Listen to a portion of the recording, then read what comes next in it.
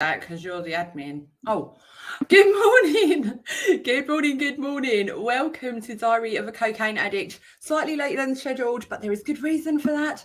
So I have got a poorly little boy today, unfortunately, and we were rushing around trying to get an emergency doctor's appointment. But alas, it's all been sorted, and here I am. So, those of you that are new to my world, those of you that are new to my show, a massive warm welcome to you. This is Diary of a Cocaine Addict. I'm your host, Sarah Ibrahim, the Recovery Witch, and I am now 16 months clean from cocaine addiction. The clue's in the name, right? And this show is really born from a place of wanting to serve people that are struggling, right? People that either have got a struggle, have had a struggle, are supporting someone with a struggle. And I know addiction is rife out there. And, the numbers that are reported probably only a fraction of the reality of the situation out there. And no one is more aware of that than me because, I fought a silent battle for a long time. And it's really important to me to be able to use my voice for the greater good and to be able to turn that pain into power by providing hope and content and inspiration and resources for you guys that you can use to start to turn your lives around, to give you hope, to let you know that where you are right now is not your final destination, okay? It doesn't matter who you have been. It's about what you do from here on. That is what's going to count, right? And, just this week, well, not this week, that's a lie. The last 3 weeks, what I have suddenly started to do inside of my business and just make it a priority is to start to have more get to know you calls. Now, what I found is that when I'm connecting with people on Facebook, especially, and I say, oh, do you want to just jump on a quick call? People are really anxious and they go like, oh, what's this about? Like, what is it that you want? And I'm like, hang on, it's a get to know you call. Guess what I'm going to do? Fucking get to know you, right? And it's like as if there's this thing where people are just so scared of having a sale rammed down their throat that they're like, no, I don't want to talk to you. Well, my guest and I will tell you today that we connected on Facebook through one of these getting to know you calls. And now here she is on my podcast. I did not sell her anything. And if I had done, it would be because it was the right fit for her. Okay. And so I've really found that it's been pivotal actually in the conversations that I've been having and the way that my business grows more organically is to get to know who is in my audience, right? Who are the people that are being reached with this message? Who are the people that this is impacting? And how can I better serve them? Now, a lady reached out to me this week and she said to me, Sarah, do you know, I really respect what you do. I love what you do. You inspire me so much. But please don't reply to me because I'll be embarrassed that I've sent this message tomorrow. And I was literally just like, my heart is fucking breaking, right? Reading this message that the people that need the help the most, they're too embarrassed, they're too ashamed to go and get it. And I cannot and I will not just stand by and allow that to happen. Now, I responded to this person, of course I did. And since then, we've actually opened up a dialogue, which is incredible. It's not always easy to reach out for help when you need it because it starts with admitting it, right? And admitting it to yourself can be one of the hardest fucking things you will ever do, right? And I say that from my own experience. So I totally get it. But if you are somebody in this audience, maybe today or at a later date, and you want to speak to me, this does not have to be about, okay, what can I sell you, right? It literally is a case of getting to know you. Now, I'm here in the UK. You cannot have failed to have seen the news that our Queen sadly passed yesterday, Queen Elizabeth. And this is a really, really sad day for everybody in the United Kingdom. We are in mourning. The papers are absolutely filled with it today. And this is a lady that dedicated her life to service, who led with integrity. There's not a bad word that can be said against this lady. And what an incredible life that she lived. And so I want to dedicate this show to Her Royal Highness, Queen Elizabeth II. So without further ado, Nicole Marie, no pressure. Welcome to Diary of a Cocaine Addict. Would you like to introduce yourself to our listeners today? Sure. Can you hear me okay? Yeah, absolutely fine. Excellent. Well, firstly, thank you so much for inviting me on to have a chat.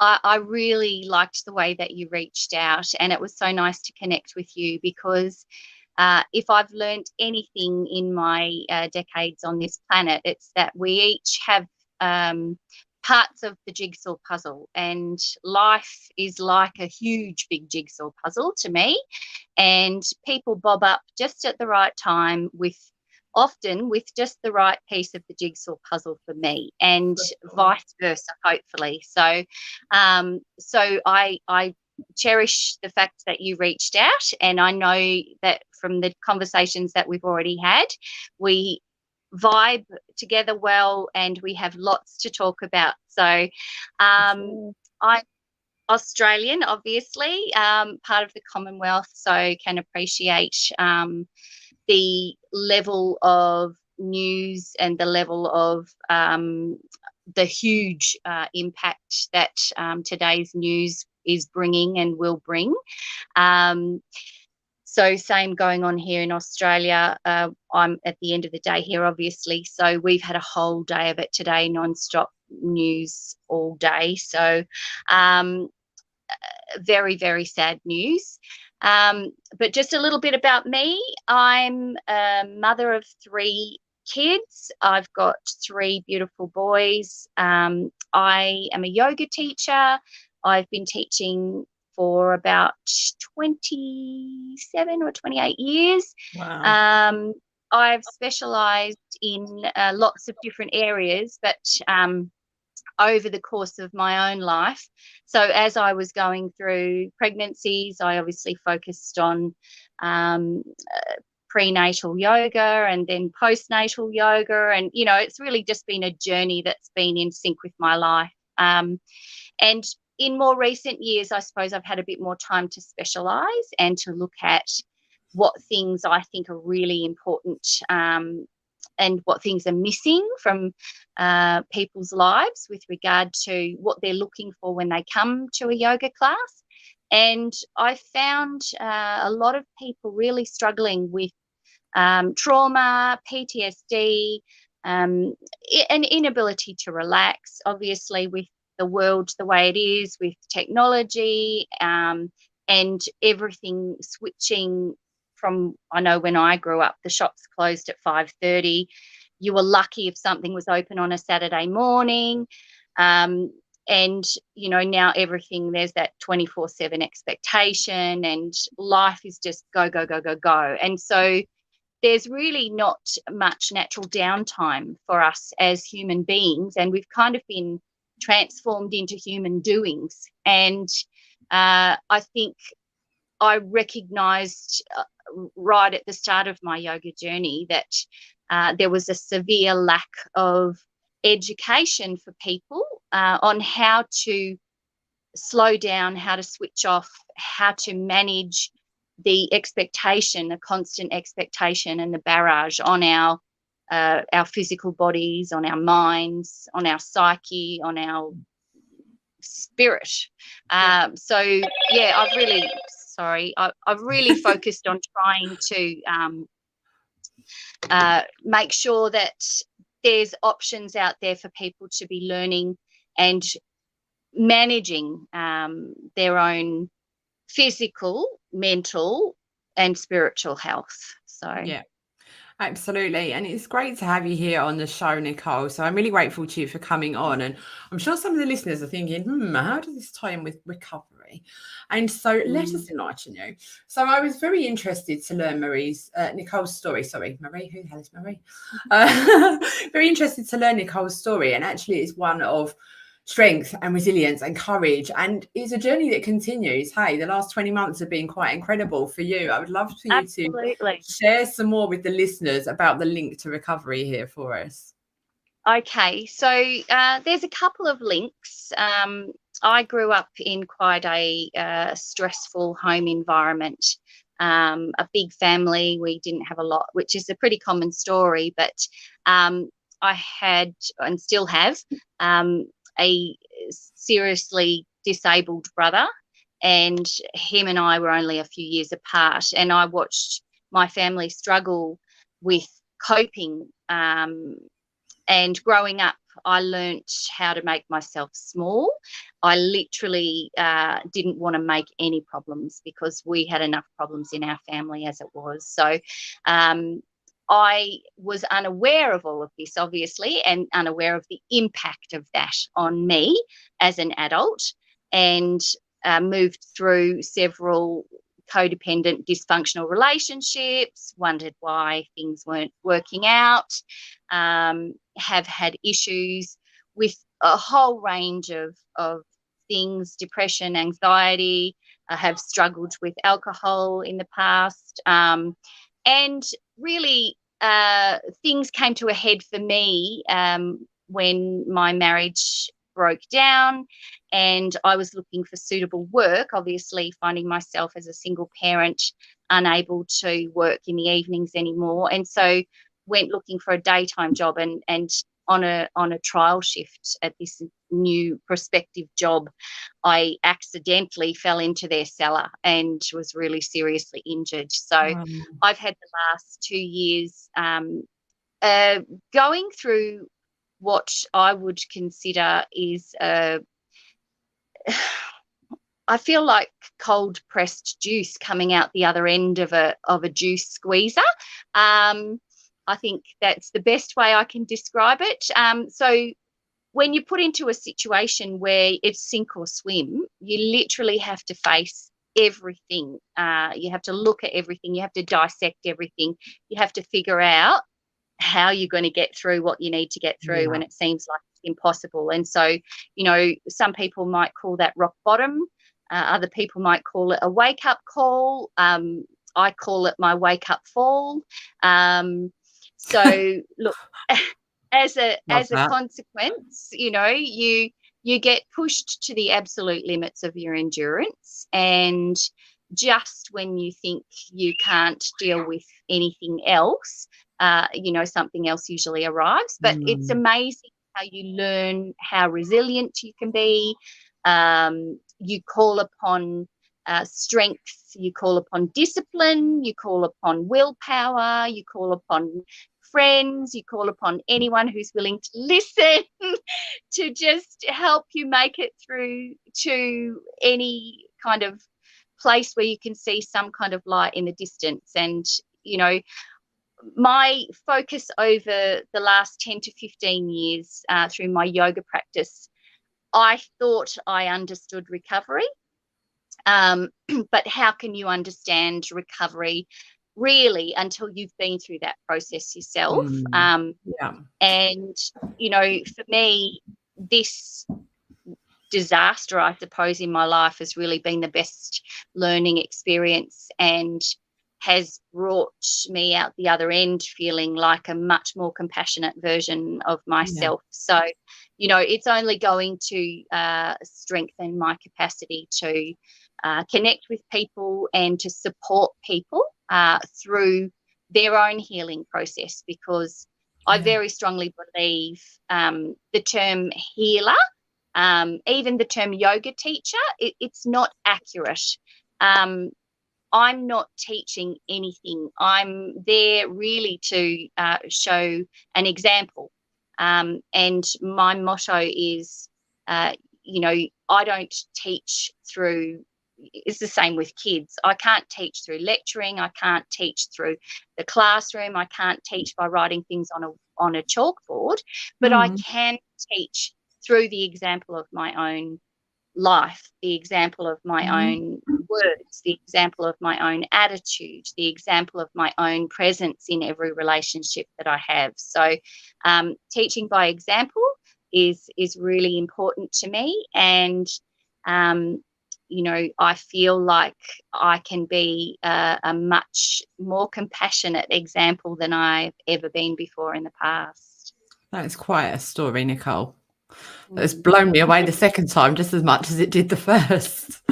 That is quite a story. I just can't imagine falling into a cellar. Like, I mean, why would I want to? Let's be real here. But yeah, I mean, the trauma from that is just, I would be having that falling feeling like all of the time. Do you get that?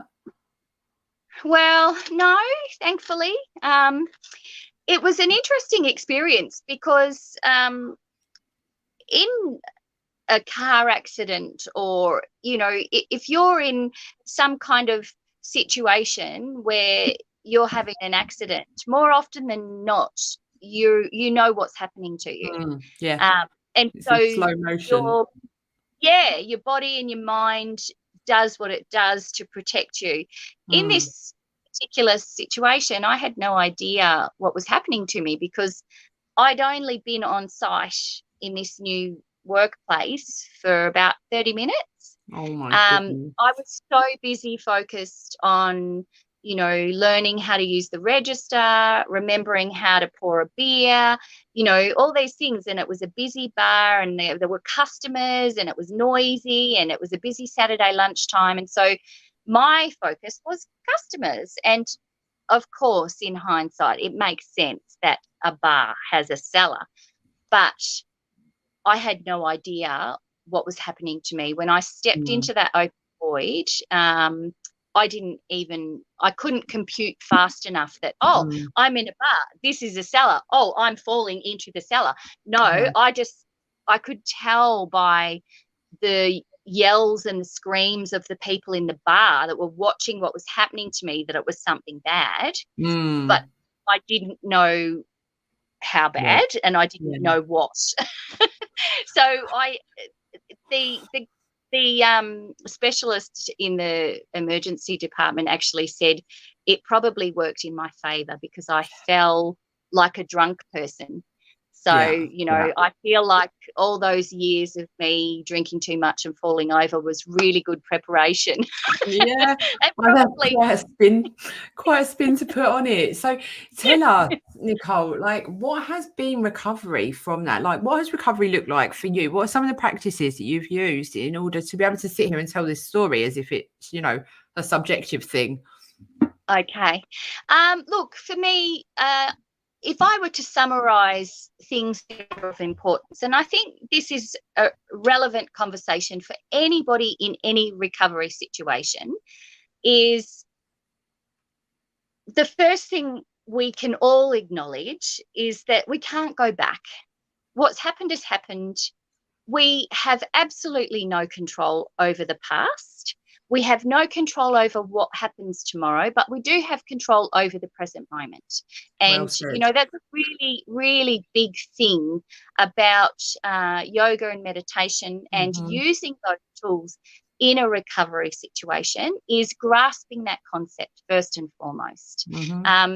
Once we really comprehend that and start to learn about how to embody the present moment, how to be more present, what that brings with it is a really big sense of control. So for most people, trauma comes from a feeling of being out of control and being unsafe.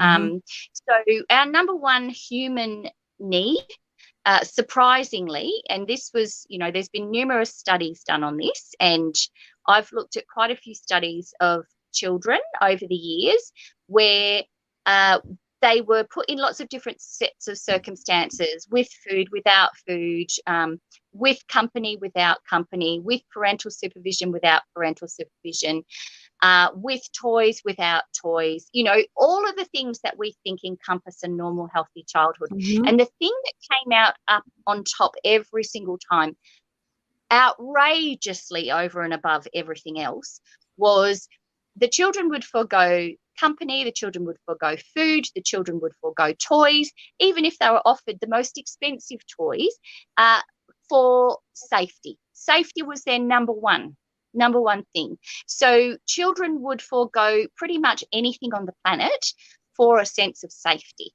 Now, what this brings in a nutshell, is a really good indicator of where a lot of us have picked up a lot of our bad habits growing up.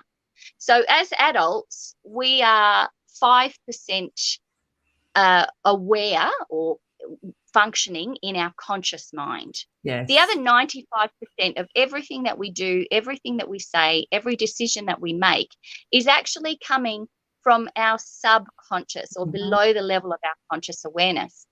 And just in simple terms, it's our habits and our conditionings that we have formed as a result of our life experience. So we've picked up all those conditionings and habits below the level of our conscious awareness from a myriad of places. So we've picked them up from our neighbours, we've picked them up from our parents, we've picked them up from our brothers and sisters, we've picked them up from society, we've picked them up from, school, we've picked them up from the TV, we've picked them up from shows that we watched at particular ages. And so we all have this unique set of conditionings. We've been conditioned into a set of beliefs, and that is what constructs our daily life, our daily belief system, everything that we think. And all of that is mostly unconscious.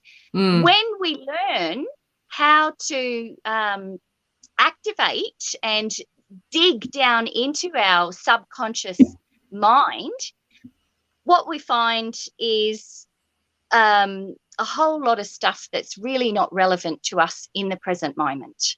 And so some therapists look at going through that pile of subconscious conditioning and trying to make sense of it. And that's one form of therapy, and that can be quite constructive because it helps us to make sense of why we think the way we think, why we do the things we do, and how we ended up in the mess that we might have ended up in.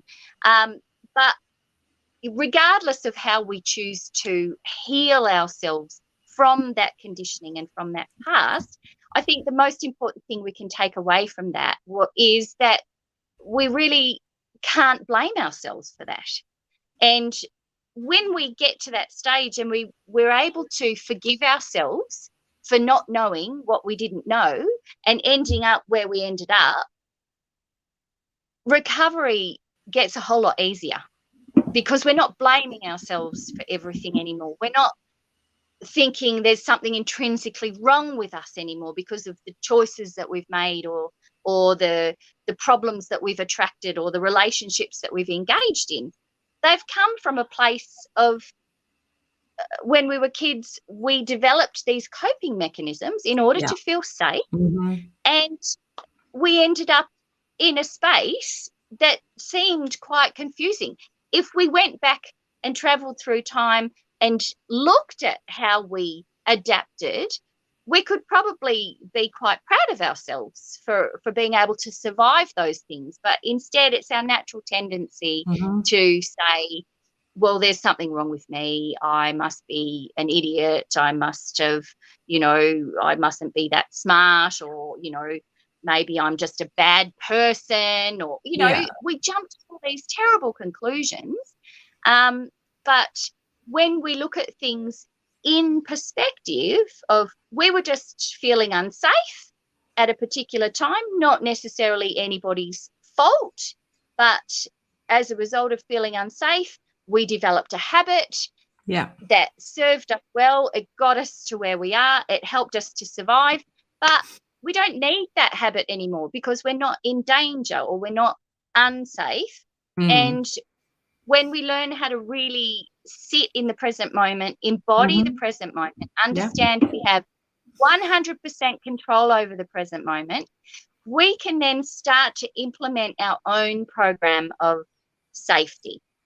So you can construct that in any way you choose. So really for me, I think because I had all of that experience and understanding under my belt, and this is not an invitation to the universe to send me any more trauma, by the way, but I do feel like I was in a really good position to move through that process of trauma physically, emotionally, mentally, psychologically, and spiritually quite quickly. Amazing. Marie, why do I keep calling you Marie? You should have just come on as Nicole. It's your fault. Can't be me. It's you. So tell us, how has yoga helped you particularly with this? Like, how might somebody that's listening use yoga to help them to recover from some kind of trauma? Okay. Well, the word yoga actually in Sanskrit means yoke or union. So yoga is a multifaceted thing. And when people hear the term yoga, they think, oh, that's that exercise that you have to do where you turn yourself into a pretzel, and I don't think I could do that because I'm not very flexible. And a lot of people get put off from the get-go. Yoga is a multi-layered approach to exercising, stretching, opening, cleansing, and clearing your body on the physical level, on the emotional level, on the mental level, and the spiritual level. Okay. Wow. So the most easily identifiable part of yoga is the postures, or the asana, they're called. Yeah.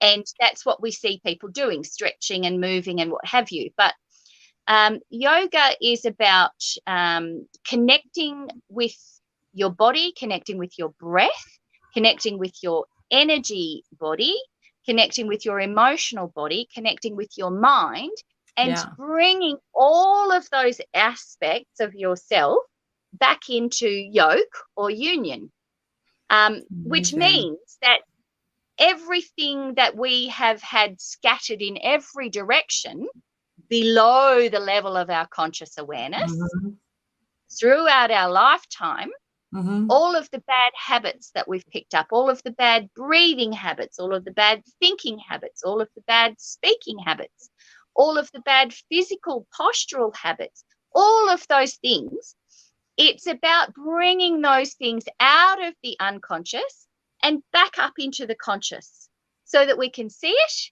we can identify it, we can recognize it, and we can make the necessary adjustments to bring everything back into alignment. Yeah.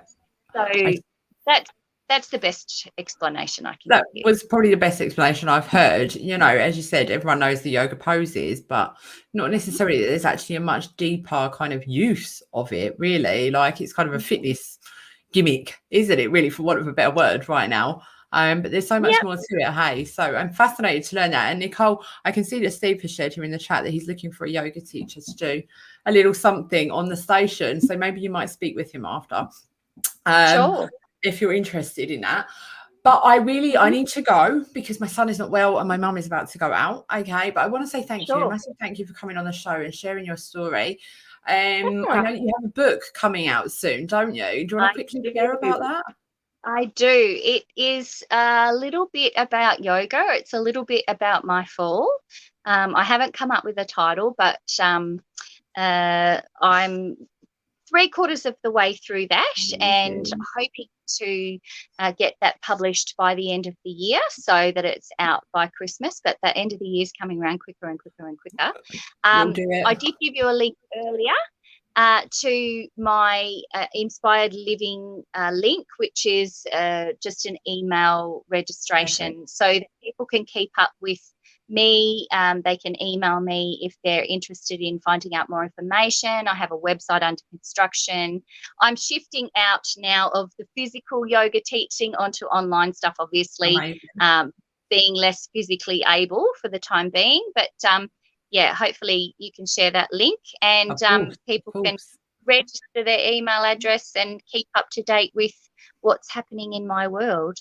Absolutely. So, as Nicole just said, if you do, if you've resonated with what she said, if you're vibing with what was her message today, do go ahead and get in touch with her. I will share the links on this Facebook Live later on today, and I will also upload it onto my YouTube channel in the description box. Okay, so check that out. It's The Recovery Witch over there on YouTube. I want to just quickly close by letting you know that I've started my own recovery community. Okay, so anyone in this audience that is looking for a safe space, a place to share and swap stories, a place where we can make new friends that are, like-minded. This is a community for people that are in recovery, those that are recovery curious, those that are supporting a family member or a friend or someone through their recovery journey. Okay, there's going to be guest speakers. We're going to be doing workshops and little meetups and all sorts of things. And I'm really keen to build it with my founding members. Now, this community, it's going to be called Recovery Central, and it goes live on Monday, the 19th of September. So that is in 10 days' time. Okay, anyone that enrolls and joins the community in the next 10 days will secure a massive 75% discount for life inside of this community. So if you are looking for something a little bit different, a new way to do recovery, this is for you. Okay, so do go ahead and get in touch with me. It's the recoverywitch2911@gmail.com, or you'll find me on Facebook, Instagram, YouTube. You know, I get around. Ha ha ha. So it's over and out from me today, folks. Nicole, a massive thank you. It's been a pleasure to speak to you again. I just think you're amazing. And thank you, Steve, for hosting us here today. This has been Diary of a Cocaine Addict, and I will see you next Friday. Adios, folks. Bye.